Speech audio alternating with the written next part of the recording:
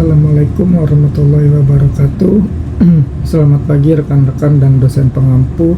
Nama saya Rizky Nurifai dan hari ini saya akan mempresentasikan hasil analisis mengenai dinamika pendidikan kewarganegaraan dan ketahanan nasional dalam bingkai konstitusi.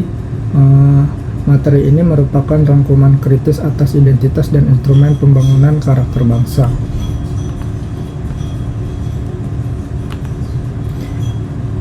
Mengapa PKN itu penting? Karena PKN adalah instrumen pembangunan karakter untuk membentuk warga negara yang smart and good citizen. Kita menghadapi tantangan integrasi nasional yang nyata, mulai dari dimensi vertikal antara rakyat dan pemerintah hingga dimensi horizontal antara kelompok masyarakat. Tantangan seperti primordialisme sempit dan radikalisme menuntut kita untuk memiliki kesepakatan nilai yang kuat sebagai pedoman hidup bersama.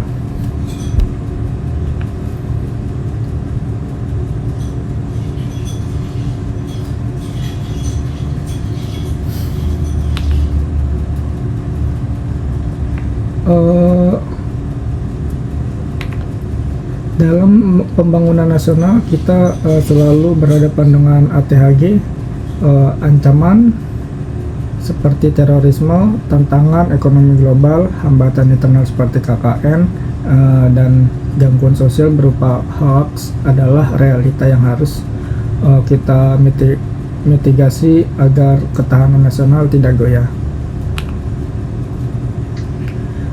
Konstitusi sebagai aturan main.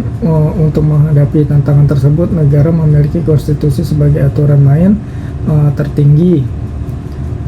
UUD NRI 1945 berfungsi mengatur pembagian kekuatan agar tidak menjadi absolutisme. Melalui amandemen, kita telah memperkuat sistem presidensial dan membentuk lembaga seperti Mahkamah Konstitusi untuk menjaga legalitas negara.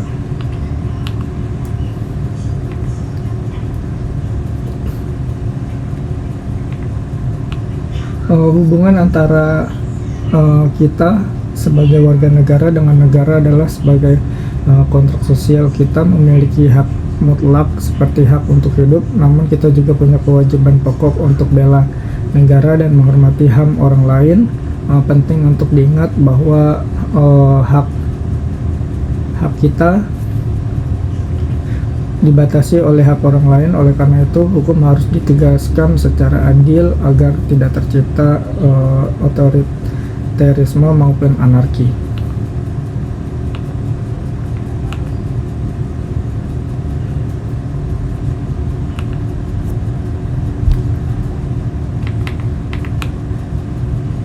Sebagai pandangan hidup, kita menggunakan wawasan Nusantara di mana laut bukan lagi pemisah tapi pemersatu bangsa. Visi implementasi melalui politik dan strategi nasional atau Poltranas untuk mengambil kebijakan konkret demi mencapai tujuan nasional dan memenangkan kepentingan Indonesia di kancah global.